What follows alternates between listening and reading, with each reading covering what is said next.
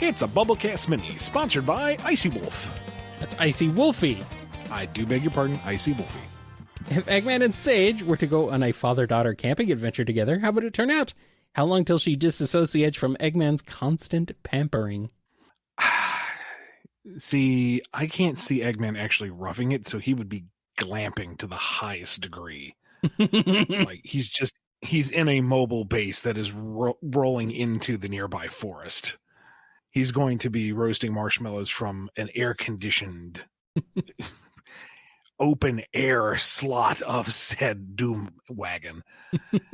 And Sage is really just not going to see the point in all this recreational effort when they could be, plotting the demise of their enemies.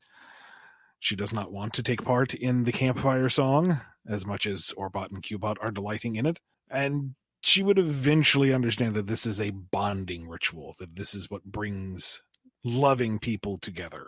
And then she'd warm up to the idea and try a bit harder. And then she would research, what does one do when camping, and realizes, oh, they sleep on rocks in flimsy fabric tents where there are bugs and predatory animals, and they must bring their provisions. And no, this is awful. Father has done it the correct way. What a lovely camping trip. Yes. Father has brought his recreational vehicle that stomps everything around it into nothing. Perfect. If Sage were to have her own extreme gear board, what would it look like?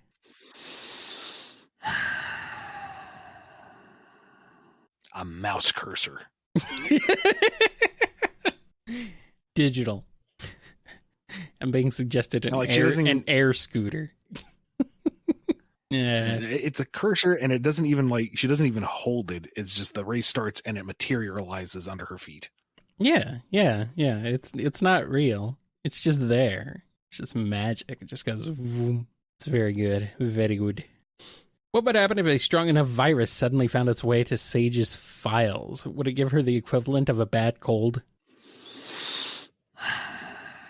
I could see this going nightmare fuel real fast.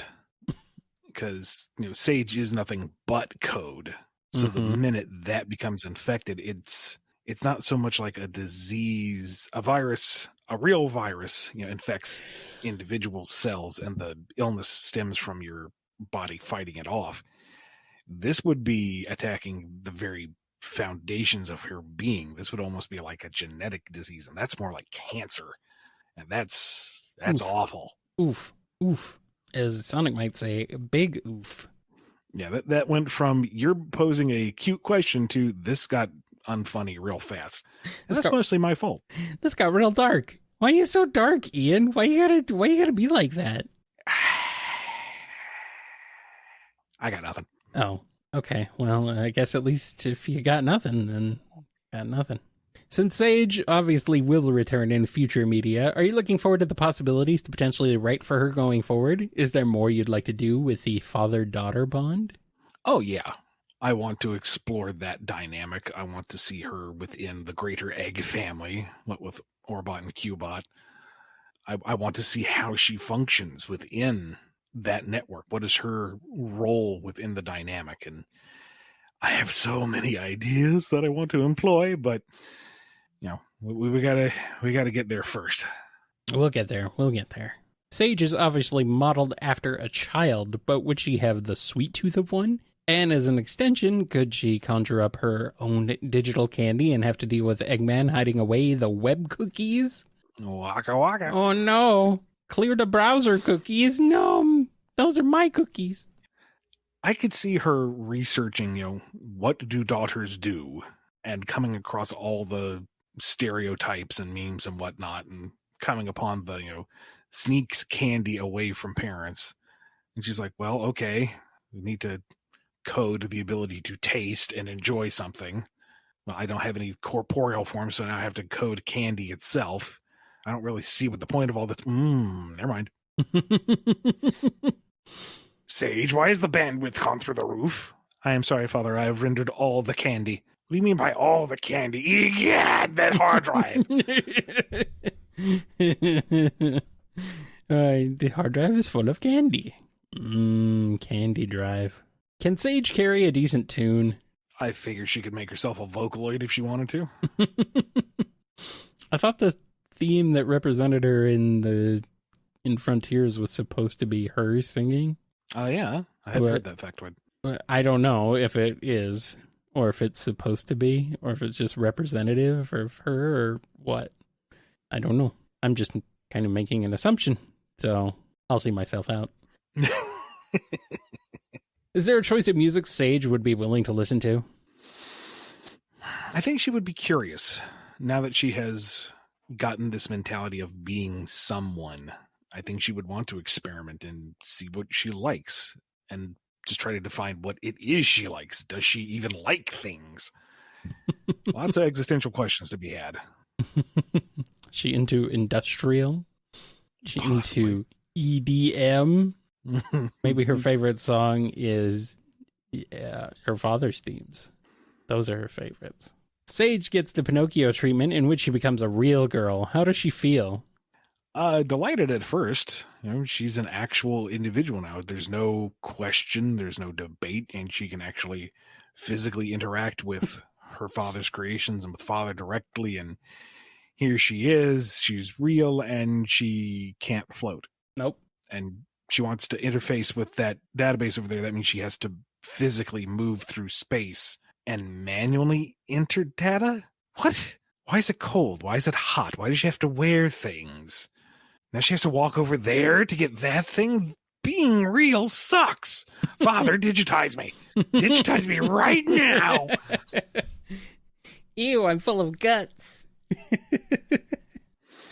Eggman crafts Sage her very own robotic pet, included with functions that may or may not be equipped with lethal defense weapons.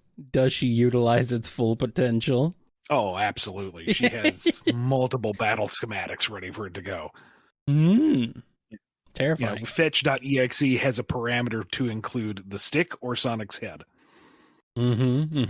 Basically, it's like Treble from Mega Man. Terrifying. I'm here for it. Since Sage is digital, if she were to read an ebook, could she manifest into the story and experience the adventure with the characters? Oh no, this is Sage storybook adventures, huh?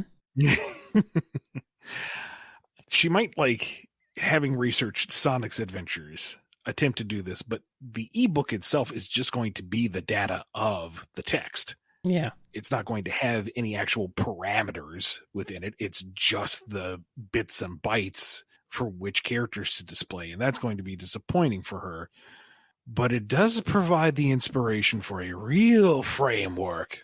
And then Eggman is wondering why the hard drive is it full of candy again? Why has he lost 12 terabytes of data? Oh, it's because Sage has conjured the single largest open world narrative to ever exist.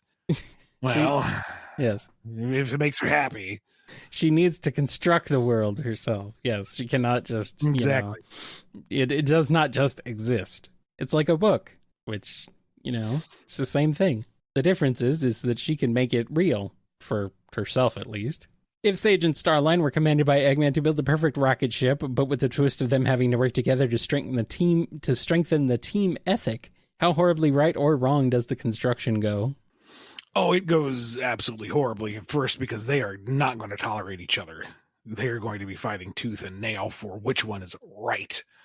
She has the raw numbers. He understands the aesthetic that Eggman will like. If it's just functional, he's not going to like it. It has to have flair. It has to have panache. And Sage cannot quantify panache. So